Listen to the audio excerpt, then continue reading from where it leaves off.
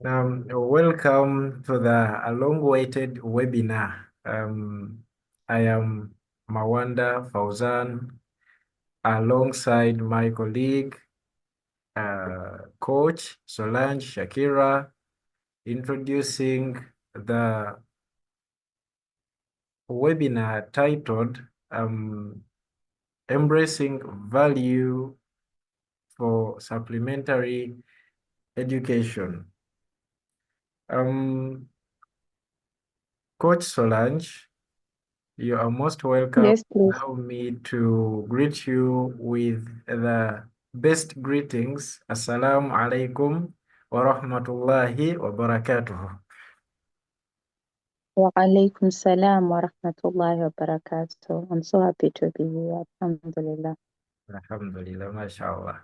Um, this webinar is to navigate the context of education, looking at the history, the present, and the future of education systems to identify the value for supplementary education. And this is where Mm. I request you to please share with us, according to your experience, what is your take on the quality of education? That the one that we have now.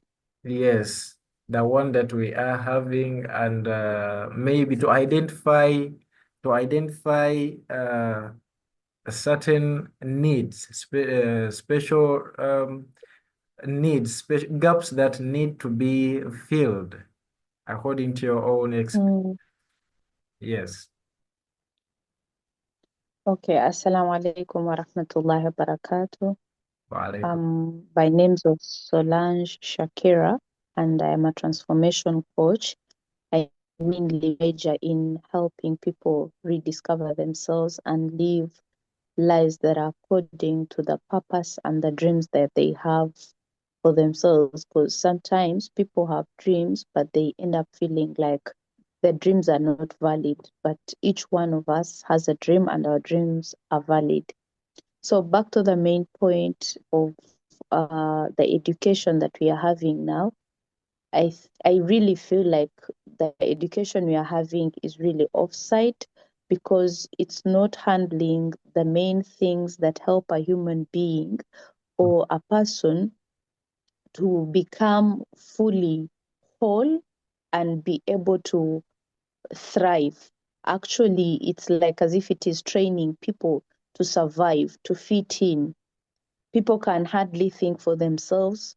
People are educated, they have degrees, they know how to work under a system while being directed, whereas they themselves, they cannot direct their own lives. Yes, but Allah, you understand? They don't know how to handle their emotions. They have low skills in decision making. Basically, it's like as if they are training you to become a slave. Wow. Yet the purpose of education is meant to free you. You are meant to be free. You are meant to love your ideas, know your ideas, explore them, explore the world. But people are full of fear. That You is, come out, it's like as if they basically put you in a school to just grow. yeah, I get it. Physically, you're growing, but mentally, you are stagnant. You don't know what to do. You can hardly trust yourself. You can hardly trust people. You can hardly go for your dreams. You can hardly, emotionally, you don't know. The things they're teaching us in school, seriously, what is photosynthesis going to help me if I'm not a doctor? What are the parts of the body of a cockroach or whatever going to help me I get it. if I am, if I'm not in that area that is going into, learning about animals and everything. So we don't understand people, so we pile them with unnecessary knowledge. Every knowledge actually is important, but who are you giving it to? Do you know people's temperaments? Do you know people's personalities? Do you know people's strengths and weaknesses? You hardly know these people, but you're piling them with unnecessary information. And then you turn around You see people, they are taking all these drugs, they are doing all these sorts of things because they are burying the pain within themselves. They I have not fully lived their dreams. I They get hardly know who they are. The pain they have is to just take a bottle of alcohol and bury the pain they have. I get it. And then you're wondering, you're a parent, you're like, what has happened, my child? I've invested in you. I took you to school. You gave me unnecessary knowledge. Wow. So this is why many people are getting educated, and at some point they are not benefiting from the education they are Exactly. acquired. Wow. Yeah. Not everyone is going to sit in the office. And then, anyway, sitting in the office is of no value if you're not getting at the end of it all the money that you deserve to get. And then the people who are doing the hard skills, maybe like they have funds, they're doing what in your eyes because they have already brainwashed your mind. You see them like that is hard work. I cannot do it. I can. You literally are looking down on skills, on jobs that can earn you a very good amount of money and it changes your life, and you are praising and putting ha- jobs that are not even taking you anywhere. Yeah. I They actually, have told people, firstly, they have told people not to think for themselves but to be led by others. That is not what freedom is or a pure education. Even when the Prophet sallallahu alaihi wasallam came and he brought Islam, he mm, wasn't teaching people to just follow him. mm, People were allowed to ask questions. People were allowed to be explained to, so that they can understand what they are going in for. Who is Allah? Why are we worshiping only one Allah? What is in for me? There is Jannah for you. Like people knew. We are not teaching people this.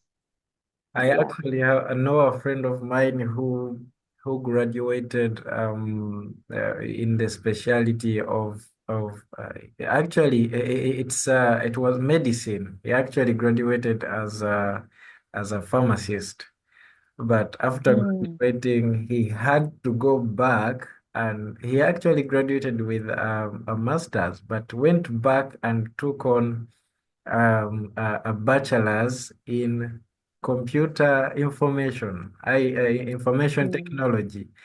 That is where he found his purpose. So after taking that, he is now in that profession.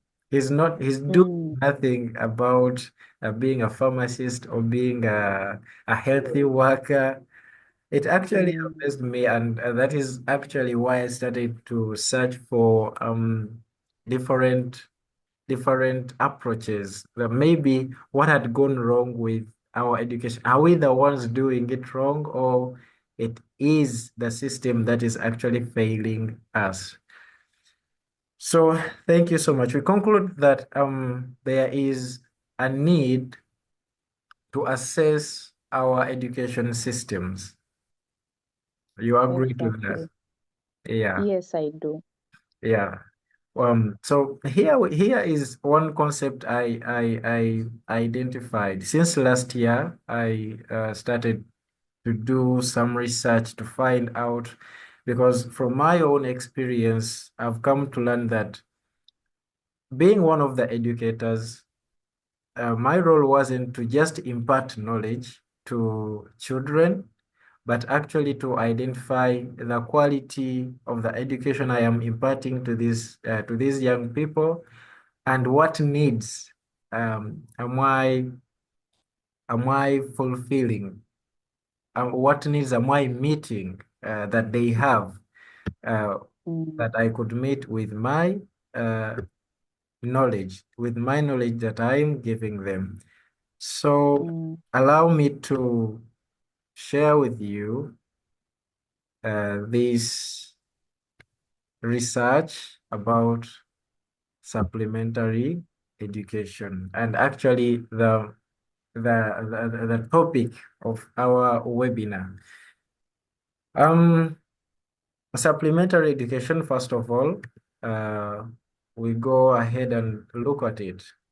Supplementary education can be defined as all out of school learning and particularly provision of additional support. This can be maybe for the core curriculum subjects, maybe a certain concept that is being taught at school.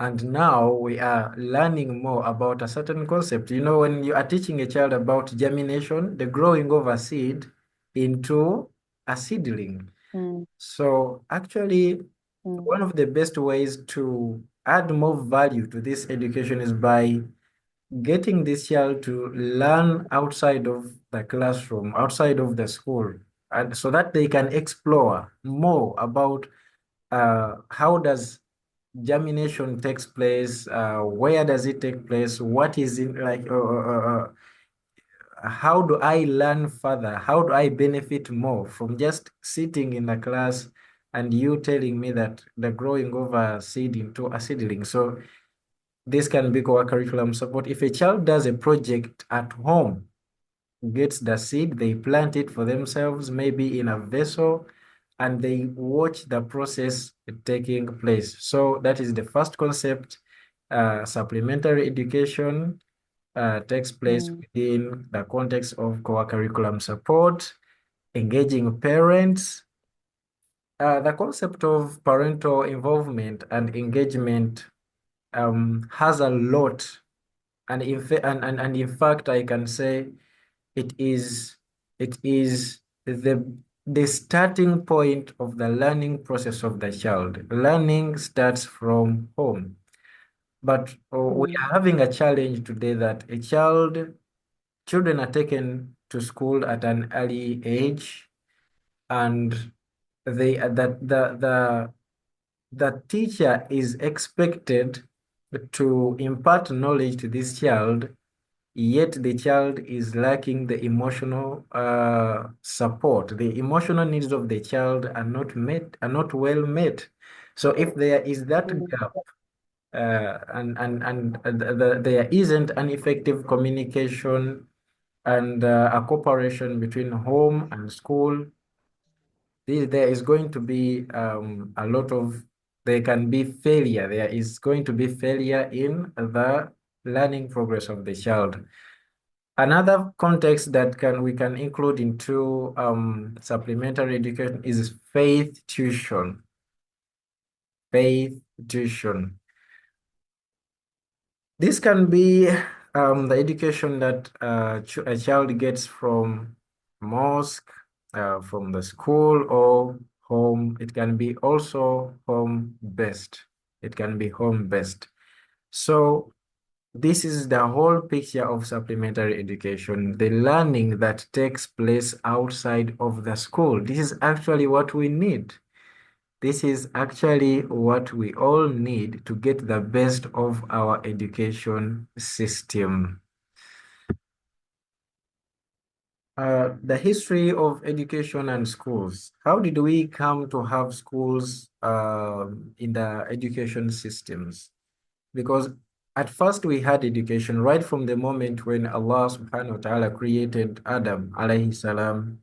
He taught him the names of the creatures that were around. And when he told angels to mention the names of those creatures, having identified and known that they didn't have that knowledge, Allah made Adam alayhi salam to be respected and to be above those creatures and to be above angels because of knowledge.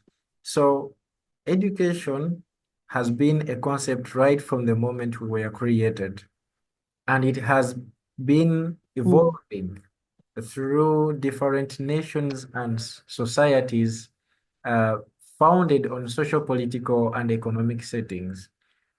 Um, the reasons that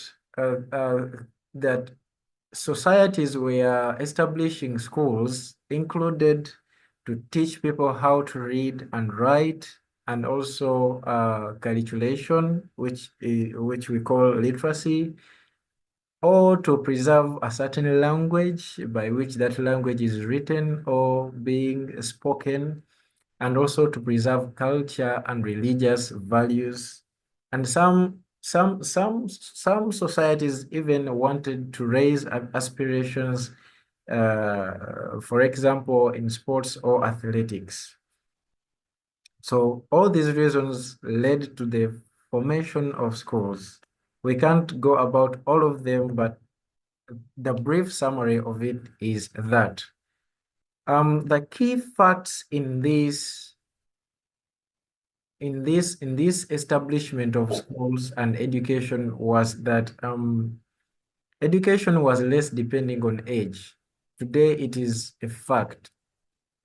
Age is a fact in the way we are establishing our education systems. But in the past, education was less depending on age, but rather it was on the needs to be met in the society. And then another fact is that school learning was a limited luxury in some societies. It could be well accessed by the royals and the wealthy people. Another fact is that vocational skills for certain jobs like farming were acquired through experience. So these are facts that we have not yet looked at before we establish our learning systems or education systems. Certain skills were acquired through experience, and today we are bringing a lot of certain skills to be taught from the classroom without experience. Brief, I want to go through this very brief. Schools were modified, and of course, the age system was brought in, and education was expanded throughout nations, and the school curriculums were drawn, and universities were established by the 18th century. One fact that we have to look at, and it is challenging us all, that there is change in the economy and the technology. Every time man does an innovation, the systems have to change because the effects on the workplace thus brings on the demand for educational systems to prepare people to attend to or to integrate the innovation in the technology into the workforce. So identifying the key skills and implementation strategies to steer students and workers towards meeting the demands in the change in the workplace and the society. This is one thing that we are lacking. A brief summary for this is that we have to analyze the changes in the development and the technologies for certain societies and prepare learners and prepare children who are going to live with that technology, how to integrate their skills and their knowledge to attain or to match with that innovation or the technological advancements. One aspect I want to highlight is that if workers have flexible skills and if the educational infrastructure expands sufficiency, then supply of skills will increase as demand increases for them. So the speed in the development of technology is outbeating our education systems because at a certain point we are stuck behind to the education systems that were established many years back, yet the systems we are having are developing. I have one question that I want to share with anybody who is watching this webinar, and this question is, what do you think are the best skills for the next 10 years, starting in the time frame of 10 years onwards? Own or think about that question and try to digest it. All right. According to me, the best skill a person could ever have anytime is being able to learn. Being able to learn, because the earlier we learn to learn, the better it helps us. Therefore, the best way to make the world a better place is encouraging and guiding young people to effective lifelong learning. Why is that? Because if a person is able to learn, they will be able to analyze, to learn the environment they are living in. They learn about themselves, so they get to know what skills do they need to acquire and to learn, so that they can outcompete, they can outbid, they can live well within the current time they are in at a certain point.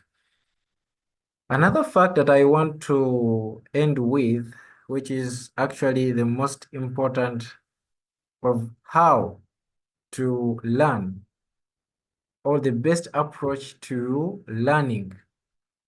In 2003, Deep Think introduced a taxonomy of significant learning. And what are these learning areas? First of all, we have what we call foundational knowledge. Foundational knowledge, what concept are we being taught? What idea and information is encompassed into this knowledge that we are acquiring? The application, the application of how do we apply the skills?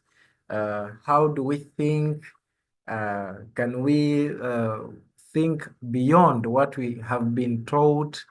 Can we do certain projects using the knowledge that we have just acquired? The third area is integration, connecting information and relating ideas to different realms of life. And another fact is that number 4 is human dimension, learning about oneself. This is very important. Learning about one's strengths, one's weaknesses, one's discovering one's purpose in life is also very important. It relates well. If a person is in the wrong industry, they are feeling that they are not serving a purpose, someone will be able to identify that yes, I'm in this industry, but this is not fit for me. We also have caring, the most important of which is learning how to learn, how to become, it's exactly what I have just mentioned, how to identify the skills that we need, and how to go about the how to go about the available needs that we have to be serving. This illustration, taxonomy of effective learning, showing all the areas that need to be covered. Of course, there is learning how to learn, there is caring, there is human dimension, integration, application, and foundational knowledge. So with that, I want to conclude today's webinar. I thank you all for watching and participating. Thank you so much, Coach Shakira. We are looking forward for more like this with time, inshallah.